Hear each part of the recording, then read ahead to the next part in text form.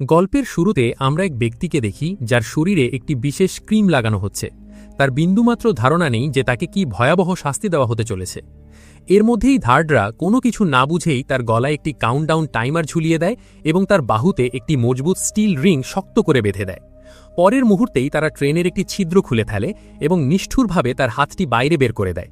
তার হাতটি বাইরে বের হওয়া মাত্রই তার যন্ত্রণাদায়ক চিৎকার পুরো কম্পার্টমেন্টে ছড়িয়ে পড়ে। কিন্তু মাত্র 2 সেকেন্ডের মধ্যেই হঠাৎ তার চিৎকার থেমে যায়, কারণ বাইরের তাপমাত্রা ছিল -200 ডিগ্রি। প্রচণ্ড ঠান্ডার কারণে তার বাহুটি বরফের মতো জমে শক্ত হয়ে গিয়েছিল। টাইমার শেষ হতে গার্ডরা হাতটি ছিদ্র দিয়ে ভেতরে টেনে আনে।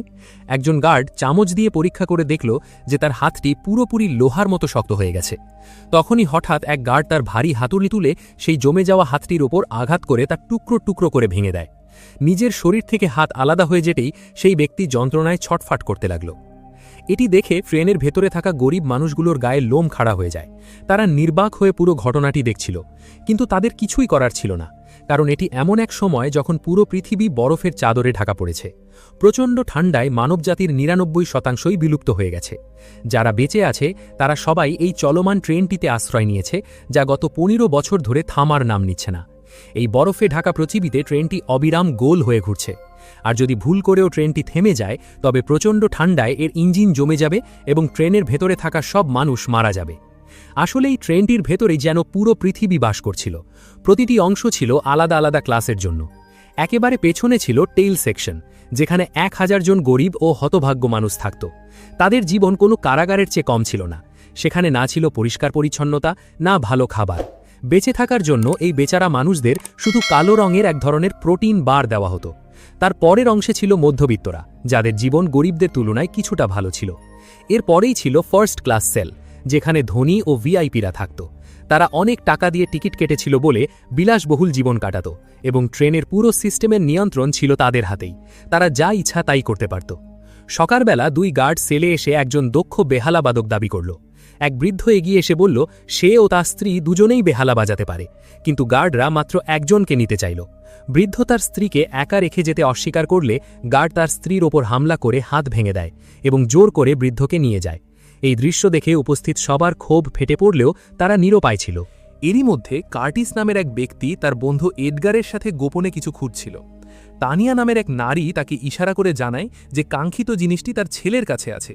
কার্টিস কোনো মতে সেই শিশুটির কাছ থেকে প্রোটিন বারটি নিয়ে নেয়। আসলে তারা এই বারের ভেতরে লুকানো গোপন বার্তা খুঁজছিল, যা ট্রেনের সামনের দিক থেকে আসছিল। টেইল সেকশনের অভাগা মানুষদের জন্য এই ছোট ছোট বার্তাই ছিল বেঁচে থাকার শেষ আশা। কার্টিস বারটি ভেঙে ভেতরে লুকানো একটি ছোট ক্যাপসুল বের করল। এর ভেতরে লেখা ছিল একটি নাম, নামগং মিনসু। সম্ভবত এই নামই তাদের ভাগ্য বদলে দেওয়ার চাবিকাঠি। নামগং মিনসু সেই ব্যক্তি যে নিজে এই ট্রেনের সিকিউরিটি সিস্টেম ডিজাইন করেছিল, কিন্তু এখন তাকে ট্রেনের জেল সেকশনে বন্দী করে রাখা হয়েছে। কার্টিস ও গিলিয়াম পরিকল্পনা করল যে মুক্তি পেতে হলে নামগং মিনসুকে জেল থেকে বের করতেই হবে। সেই একমাত্র ব্যক্তি যে প্রতিটি দরজা খুলে তাদের সরাসরি ইঞ্জিনের কাছে নিয়ে যেতে পারবে। ইঞ্জিনটি তাদের নিয়ন্ত্রণে চলে এলে তারা কেবল ট্রেনটিই নয়, ফার্স্ট ক্লাসেরও নিয়ন্ত্রণ নিজেদের হাতে নিতে পারবে। কিন্তু আজ সব কিছু ওলটপালট হয়ে যাওয়ার পালা ছিল। সেই রাতে সেকশনের ভেতর ম্যাসেন নামের এক নারী আসে। তার দাবি ছিল ভয়াবহ, তার একটি শিশু দরকার। সে প্রতিটি শিশুর উচ্চতা মাপতে শুরু করে। তানিয়া তার ছেলেকে পেছনে লুকিয়ে রাখার চেষ্টা করলেও ম্যাসেন তাকে দেখে ফেলে এবং রক্ষীরা জোর করে শিশুটিকে ছিনিয়ে নিয়ে যায়। সেই শিশুটিকে কেন নিয়ে যাওয়া হলো তা পরে জানা যায়। অ্যান্ড্রু যখন দেখল তার ছেলেকে নিয়ে যাওয়া হচ্ছে, তার রাগ ফেটে পড়ল। সে রক্ষীদের উপর হামলা করে ম্যাসেনের মাথায় নিজের জুতো দিয়ে সজোরে আঘাত করল। কিন্তু ম্যাসেন কোনো কিছু না বলেই শিশুটিকে নিয়ে চলে যায়। কিছুক্ষণের মধ্যেই রক্ষীরা ফিরে এসে অ্যান্ড্রুকে নিয়ে গেল, কারণ এবার তার শাস্তির পালা। গল্পের শুরুতে আমরা যে ভয়ানক শাস্তির কথা দেখেছি, অ্যান্ড্রুর ক্ষেত্রেও সেটাই ঘটল। তার হাতটি ট্রেনের বাইরে বের করার 2 মিনিটের মধ্যেই বরফ তাকে পাথরের মতো শক্ত করে দিল। রক্ষীরা কোনো দয়া না দেখিয়ে হাতুড়ি দিয়ে তার হাতটি ভেঙে ফেলল। কিন্তু এটিই শেষ ছিল না, এটি ছিল একটি সতর্কতা। ট্রেনের মিনিস্টার সেই জুতোটি নিয়ে ফিরে আসে যা অ্যান্ড্রু ম্যাসেনকে মেরেছিল। সে সবাইকে শাসিয়ে বলল মানুষের পরিচয় তার জুতোর সাথে, আর জুতো সবসময় পায়েই মানায়, মাথায় নয়। নিজের সীমা মনে রাখবে। এরপর থেকে যদি কেউ জুতো তোলার সাহস করে তবে তার শাস্তি আরও ভয়াবহ হবে। মিনিস্টারের এই কথায় টেইল সেকশনের মানুষের রক্ত গরম হয়ে ওঠে। সবার মধ্যে প্রতিশোধের আগুন জ্বলে ওঠে। কিন্তু চাইলেই তারা কিছু করতে পারত না, কারণ বৃদ্ধ গিলিয়ামকেও একইভাবে শাস্তি দিয়ে তার পা কেটে ফেলা হয়েছিল। কার্টিস সিদ্ধান্ত নেয় এই অবস্থার পরিবর্তন তাকেই করতে হবে, কারণ এভাবে কুকুরের মতো বেঁচে থাকা সম্ভব নয়। কার্টিস সেই বৃদ্ধ মানুষটিকে বলল, আমার মনে হয় রক্ষীদের বন্দুকের গুলি শেষ হয়ে গেছে। গত 10 বছরে অনেক ছোট বড় লড়াই হয়েছে, তাতে সবগুলি নিশ্চয়ই ফুরিয়ে গেছে। ট্রেনের ভেতরে নতুন করে গুলি তৈরির কোনো ব্যবস্থা নেই। তার মানে রক্ষীরা শুধু ভয় দেখানোর জন্য খালি বন্দুক নিয়ে ঘুরে বেড়াচ্ছে। সে সিদ্ধান্ত নেয় যে এখন এই সন্দেহ দূর করার সময় এসেছে। সে দ্বিধাহীনভাবে সরাসরি রক্ষীদের সামনে গিয়ে দাঁড়ায়। সামনে যেতেই সে তাদের বন্দুক নিজের কপালে ঠেকিয়ে ট্রিগার টিপে দেয়। গুলি বেরোয় না। এটি দেখে এডগার চিৎকার করে সবাইকে জানায় যে তাদের বন্দুকের গুলি শেষ হয়ে গেছে। এই কথা শোনার সাথে সাথে সবাই আগে থেকে লুকিয়ে রাখা একটি বড় ড্রাম তুলে সরাসরি রক্ষীদের ওপর বোমার মতো ছুঁড়ে মারে। এতে অনেক রক্ষী সেখানেই নিহত হয়। এরপর সবাই তাদের ওপর ঝাঁপিয়ে পড়ে এবং একে একে সব রক্ষীদের শেষ করে দেয়। দেখতেই দেখতে সব গরিব মানুষ তাদের ধুলোয় মিশিয়ে দেয়। কিন্তু তখনই তাদের সামনে এক বিশাল দেহী টাক মাথাওয়ালা রক্ষী চলে আসে। হাতের কাছে পাওয়া একটি বড় লোহার টুকরো দিয়ে সে সবাইকে মারতে শুরু করে। কিন্তু তখনই ভিড়ের মাঝ থেকে একজন রোগা মানুষ বেরিয়ে আসে। আজ তার প্রতিশোধ নেওয়ার সময় ছিল। সে সরাসরি তার দিকে দৌড়ে যায়। সুযোগ বুঝে সে সেই টাক মাথাওয়ালার পেটে ছুরি বসিয়ে দেয় এবং তার কাছে থাকা চাবির গোছা নিয়ে নেয়। চাবিগুলো পেতেই তারা সবাই জেল সেকশনে পৌঁছে যায়। সেখানে গিয়ে তারা প্রথমেই নামগং মেনসুকে মুক্ত করে সেল থেকে বের করে আনে। কিন্তু সেই ব্যক্তিটি সেলের ভেতরে পুরোপুরি অচৈতন্য অবস্থায় ছিল। অনেকক্ষণ ডাকার পরও তার সারা শব্দ পাওয়া যাচ্ছিল না। অবশেষে তারা বুদ্ধি খাটিয়ে কার্টিস পকেট থেকে কিছু বড়ি বের করে। এগুলো কোনো খাবার জিনিস ছিল না, বরং ছিল ক্রোনল ট্যাবলেট, যা খেলে মানুষ নেশায় আচ্ছন্ন হয়ে পড়ে। কার্টিস যেইমাত্র সেই বড়িগুলো তাকে শোঁখায়, সে সাথে সাথে জেগে ওঠে। তার মেয়ের মধ্যেও একটি বিশেষ ক্ষমতা ছিল, আর তা হলো সে বন্ধ দরজার ওপার থেকেও শুনতে পেত সেখানে কি ঘটছে। জেগে উঠতেই কার্টিস তাকে বলে যে যদি সে তাদের সাহায্য করে তবে প্রতিটা দরজা খোলার বিনিময়ে তাকে একটি করে ক্রোনল বড়ি দেওয়া হবে। এই চুক্তি শোনা মাত্রই সে কাজ শুরু করে দেয় এবং কিছুক্ষণের মধ্যেই প্রথম দরজাটি খুলে ফেলে। দরজা খোলার সাথে সাথে তারা রান্নাঘরের সেকশনে প্রবেশ করে, যেখানে কেউ ছিল না। তাদের সামনে এমন এক দৃশ্য আসে যা তারা বহু বছর দেখেনি। জানলা এবং সেই জানলা দিয়ে আসা সূর্যের আলো। 17 বছর পর সেই গরিব মানুষগুলো প্রথমবার আলো দেখল। সেই মুহূর্তেই তাদের মনে পড়ে গেল যে পৃথিবীটা কখনোই শুধুই অন্ধকার ছিল না। বাইরে খোলা দুনিয়া দেখে তাদের আনন্দের শেষ ছিল না। তাদের বেঁচে থাকার শেষ আশাটুকুও যেন তখন ফিকে হয়ে আসছিল। তারা দ্রুত পরের সেকশনে পৌঁছায়, যেখানে সেই ব্যক্তি ছিল যে টেল সেকশনের সবার জন্য প্রোটিন বার তৈরি করত। কার্টিস যখন উঁকি মেরে দেখে যে প্রোটিন বারগুলো কিভাবে বানানো হচ্ছে, তার আত্মা কেঁপে ওঠে, কারণ সেই প্রোটিন বারগুলো তৈরি হচ্ছিল জীবন্ত তেলাপোকা পিষে। নিজের চোখের সামনে এই দৃশ্য দেখে তার গা শিউড়ে ওঠে, কারণ তারা এত বছর ধরে যে খাবার খাচ্ছিল তা ছিল পচা তেলাপোকার কিমা। এই দৃশ্য দেখেই কার্টিস সেই লোকটিকে মারার জন্য তেড়ে যায়, কিন্তু তখনই সে দেখতে পায় যে লোকটিও নিজের খাওয়ার জন্য সেই একই প্রোটিন বার খাচ্ছে।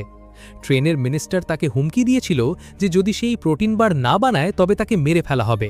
তাই কার্টিস বাধ্য হয়ে তাকে ছেড়ে দেয় এবং এই কথা কাউকে বলে না। সে জানত যদি সত্যি সবাই জেনে যায় তবে লড়াই করার আগেই মানুষ ভেঙে পড়বে, তাই সেই রহস্য নিজের ভেতরেই চেপে রাখে। কয়েক বছর পর তাদের সামনে অনেক প্রোটিন বার ছিল, যা দেখে তারা ক্ষুধার্তের মতো ঝাঁপিয়ে পড়ে। এর মধ্যেই কার্টিস আরও একটি বার্তা পায়। বার্তাটি খোলার পর তাতে লেখা ছিল ওয়াটার, অর্থাৎ জল। এটি খুব সাধারণ একটি শব্দ ছিল, কিন্তু এর পেছনে হয়তো বড় কোনো রহস্য লুকিয়েছিল। কার্টিস যখন সেই বার্তাটি বৃদ্ধ মানুষটিকে দেখায়, সে সাথে সাথে বুঝে যায় যে এবার তাদের ট্রেনের ওয়াটার সাপ্লাই সেকশনে পৌঁছতে হবে। এটি ছিল ট্রেনের সবচেয়ে গুরুত্বপূর্ণ অংশ। যদি তারা এই অংশটি নিজেদের নিয়ন্ত্রণে নিতে পারে তবে তারা ফার্স্ট ক্লাস মানুষদের জল বন্ধ করে দিয়ে তাদের দাবি মানতে বাধ্য করতে পারবে এবং বিজনেস ক্লাস সেকশনে নিজেদের জায়গা করে নিতে পারবে। কিন্তু এই কাজটি যতটা সহজ মনে হচ্ছিল, বাস্তবে ততটাই কঠিন ছিল। তারা যখন পরের দরজা খোলার জন্য প্রস্তুত, তখনই মেয়েটি বিপদ অনুভব করে। সে তাদের দরজা খুলতে নিষেধ করে, কিন্তু ততক্ষণে তারা অর্ধেক দরজা খুলে ফেলেছে।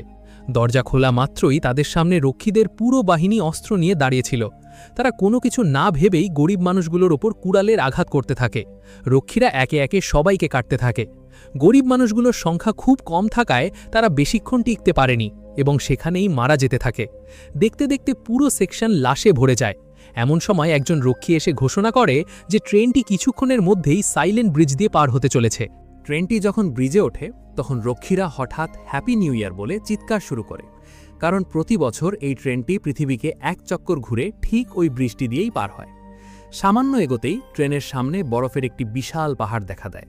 ট্রেনটি সজোরে সেই পাহাড়টিকে চূর্ণ বিচূর্ণ করে ব্রিজ পেরিয়ে এগিয়ে যায়। এই ঝাঁকুনিতে পুরো কম্পার্টমেন্ট কেঁপে ওঠে।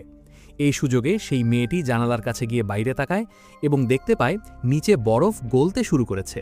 এর মানে হলো বাইরের পৃথিবী হয়তো আবার জীবিত হয়ে উঠছে। এই দৃশ্য দেখে তার মনে ক্ষীণ এক আশার আলো জেগে ওঠে। কিন্তু তখনই সেখানে মিনিস্টার হাজির হয়। সে এসেই সবাইকে উদ্দেশ্য করে বলে, তোমাদের ডুবে মরা উচিত, উইলফর্ড আছে বলেই তোমরা বেঁচে আছো, সে না থাকলে তোমরা অনেক আগেই কুকুরের মতো মরে যেতে। আসলে উইলফর্ডই সেই ব্যক্তি যে এই ট্রেনটিকে মানবতার শেষ আশ্রয়স্থল হিসেবে তৈরি করেছিল, কিন্তু বদলে সে পুরো ট্রেনটিকে নরক বানিয়ে ফেলেছিল। টেইল সেকশনের মানুষদের সাথে সে পশুর মতো আচরণ করত। মিনিস্টার হুঁশিয়ারি দিয়ে বলে যে এখন শাস্তিস্বরূপ ট্রেনের 17% মানুষকে মেরে ফেলা হবে। সে জানায় যে সামনে একটি বড় অন্ধকার টানেল আসছে। এই কথা শোনার সাথে সাথে সব রক্ষীরা নাইট ভিশন চশমা পরে নেয়। ক্যাটলুফ, কার্টিস সাথে সাথে সবাইকে নিচে শুয়ে পড়তে বলে। ট্রেনটি টানেলে ঢোকা মাত্রই রক্ষীরা এলোপাথারি মিরি চালাতে শুরু করে। গরিব মানুষগুলো একের পর এক মারা যেতে থাকে। এমন সময় কার্টিস চিৎকার করে সবাইকে সাহায্যের ডাক দেয়। সেই ডাকে সাড়া দিয়ে সবাই মশাল নিয়ে তাদের দিকে এগিয়ে আসে। পুরো সেকশন আলোয় উদ্ভাসিত হয়ে ওঠে।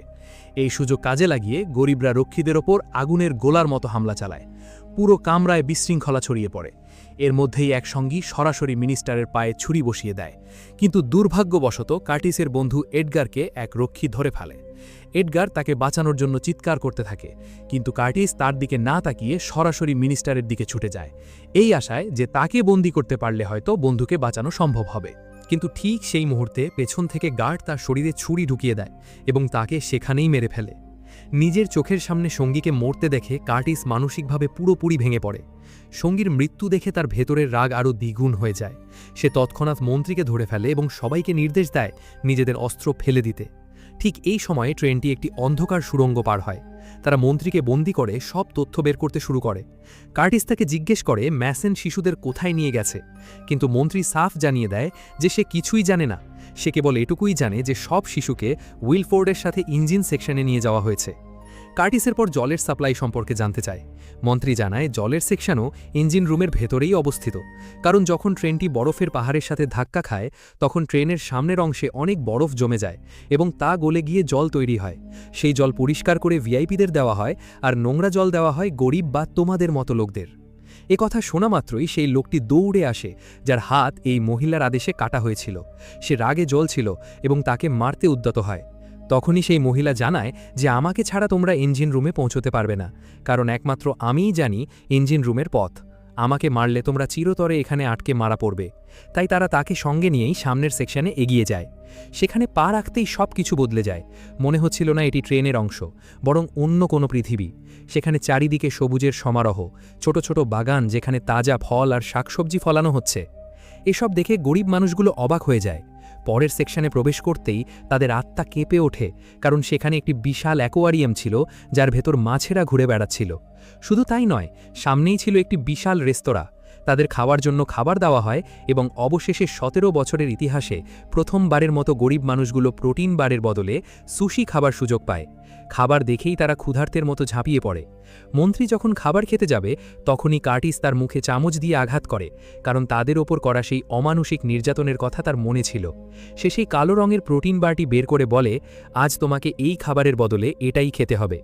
বারটি দেখা মাত্রই মন্ত্রীর মুখের রং ফ্যাকাশে হয়ে যায়, কারণ সে জানত যে এটি তেলা পোকা পিষে তৈরি করা হয়েছিল। তাই ইচ্ছা না থাকা সত্ত্বেও মন্ত্রীকে সে বাজে প্রোটিন বারটি খেতেই হয়। আসলে এটি ছিল সেই প্রতিশোধ যা তারা ট্রেনের নোংরা ও ভাঙাচড়া সেকশনে সহ্য করেছিল। পরের সেকশনে পৌঁছতেই তারা দেখল তাদের চারপাশে সব ধরনের মাংস। সেই সেকশনটি পুরোপুরি মাংসে ভরা ছিল। এটি দেখে তারা অবাক হয়ে যায়। এর পরের কম্পার্টমেন্টটি তাদের একটি স্কুলে নিয়ে আসে, যেখানে সব ভিআইপিদের শিশুরা পড়াশোনা করছিল। কিন্তু এটি কোনো সাধারণ স্কুল ছিল না। এখানে শিক্ষার নামে ব্রেন ওয়াশ করা হচ্ছিল। সব শিশুদের মন ট্রেনের শেষ সেকশনের মানুষদের বিরুদ্ধে উস্কে দেওয়া হতো, যারা বিনা টিকিটে এই ট্রেনে ঢুকেছিল। সব শিশুদের সামনে টেইল সেকশনের মানুষদের খুব নিচু, নোংরা এবং অকেজের হিসাবে দেখানো হতো। ঠিক তখনই তানিয়া এগিয়ে আসে। তার হাতে ছিল তার ছেলের টিমির ছবি।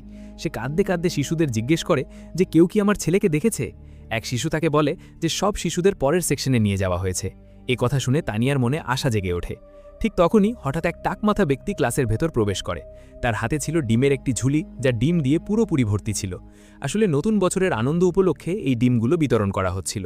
ওই ব্যক্তিটি এক এক করে সবাইকে ডিম দিচ্ছিল। টেল সেকশনের মানুষগুলো এটি দেখে অবাক হয়ে যায়, কারণ 17 বছর আগে তারা ডিমের নামও শুনেনি।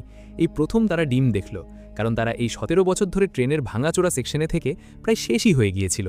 ওই ব্যক্তিটি সবাইকে ডিম দিচ্ছিল, কিন্তু তারা জানত না যে এটি তার একটি বড় চাল। পরক্ষণেই হঠাৎ সে ঝুড়ির ভেতর হাত ঢুকিয়ে তার মেশিন গান বের করে আনে। বন্দুক বের করা মাত্রই সে গরিব মানুষদের উপর গুলি চালাতে শুরু করে।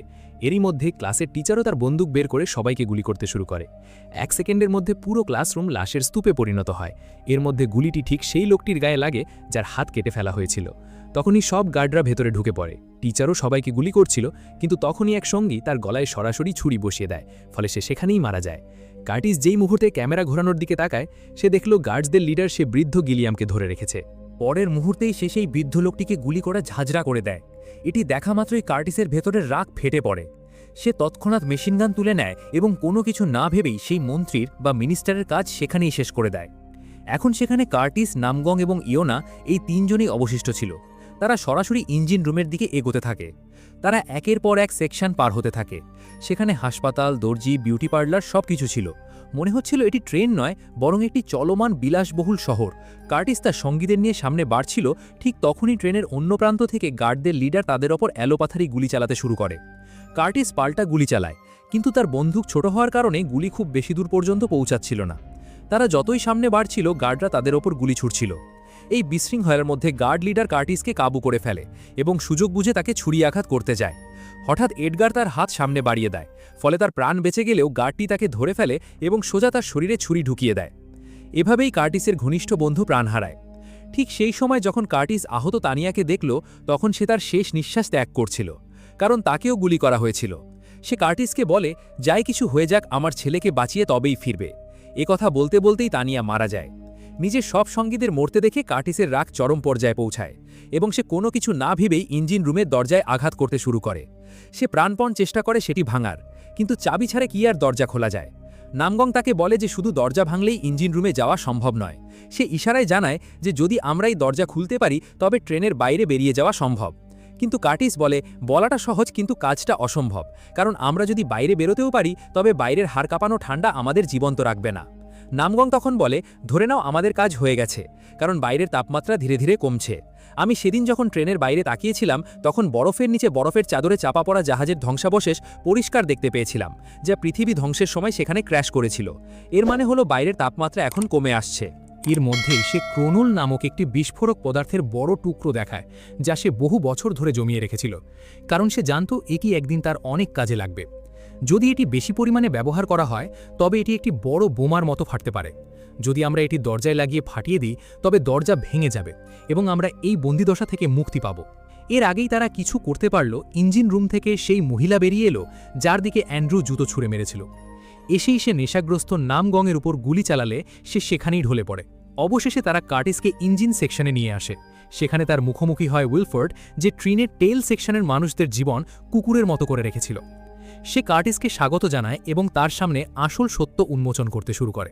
সে জানায় যে সে নিজেই টেল সেকশনে ওই সব মেসেজ পাঠাতো যাতে মানুষদের মধ্যে ঝগড়া বাঁধে, যার ফলে ট্রেনের জনসংখ্যা নিয়ন্ত্রণে থাকে এবং ট্রেনটি দীর্ঘ সময় চলতে পারে।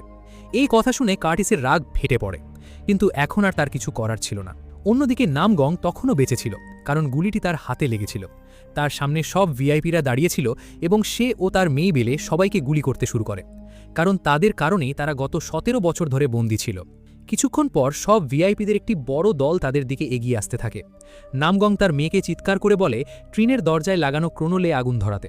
এটা শুনে তার মেয়ে কার্টিসের কাছ থেকে দেশলাই নিতে দৌড়ায়, কিন্তু তখনই সে নিচ থেকে কিছু নড়াচড়ার শব্দ শুনতে পায়। মেঝে খুলতেই তারা অবাক হয়ে যায়, কারণ নিচে সেই শিশুটি ছিল যাকে সেদিন ধরে আনা হয়েছিল এবং সে ট্রেনের ইঞ্জিন চালাচ্ছিল। এই ট্রেনের মালিক উইলফোর্ড সীমা ছড়িয়ে গিয়েছিল। শিশুটি যেন মানুষ নয়, বরং ট্রেনের একটি স্পেয়ার পার্ট। এটি দেখে কার্টিসের রাগ চরমে পৌঁছায়। সে সজোরে ঘুষি মেরে তাকে পেটাতে শুরু করে। সে দ্রুত দেশলাইটি ইয়োনার দিকে ছুড়ে দেয় এবং টিমিকে টেনে বের করতে শুরু করে। সেই মুহূর্তে ইয়োনা ক্রোনোলে আগুন ধরিয়ে দেয়। বিস্ফোরণটি এত ভয়াবহ ছিল যে ট্রেনের চারপাশের বড় বড় বরফের পাহাড় কেঁপে ওঠে এবং ট্রেনের ওপর আছড়ে পড়ে। পাহাড় ধসে ট্রেনটির লাইনচ্যুত হয়ে যায় এবং এর প্রতিটি কম্পার্টমেন্ট টুকরো টুকরো হয়ে ছড়িয়ে পড়ে। লোহা, আগুন আর বরফ সব একাকার হয়ে ধ্বংসলীলায় পরিণত হয়। এই দুর্ঘটনায় ট্রেনের প্রায় সবাই মারা যায়। ইয়োনার জ্ঞান ফিরলে সে চারদিকে তাকায়, কিন্তু তার বাবা বা কার্টিস কাউকেই দেখা গেল না। সে জোরে চিৎকার করতে লাগল, কিন্তু তখন অনেক দেরি হয়ে গেছে। সেই বোমার আঘাতে সবাই ছিন্ন ভিন্ন হয়ে গিয়েছিল। ভাগ্যক্রমে ধ্বংসস্তূপের মাঝে শুধু টিমি আর ইয়োনাই বেঁচেছিল। দুজনে ধীরে ধীরে প্রথমবারের মতো বরফের ওপর পা রাখে। বাইরে বেরোতেই তাদের চারপাশে শুধু ধ্বংসস্তূপ আর বড় বড় বরফের পাহাড়। দূরে কোথাও মানুষের কোনো চিহ্ন ছিল না। এই সময় তারা দূরে একটি সাদা ভাল্লুক দেখতে পায়, যে বরফের মাঝে জীবিত দাঁড়িয়েছিল। এটাই ছিল সবচেয়ে বড় ইঙ্গিত, কারণ বরফ গলছিল এবং এটাই ছিল তাদের বেঁচে থাকার শেষ আশা। এই আশার সাথেই গল্পটি শেষ হয়।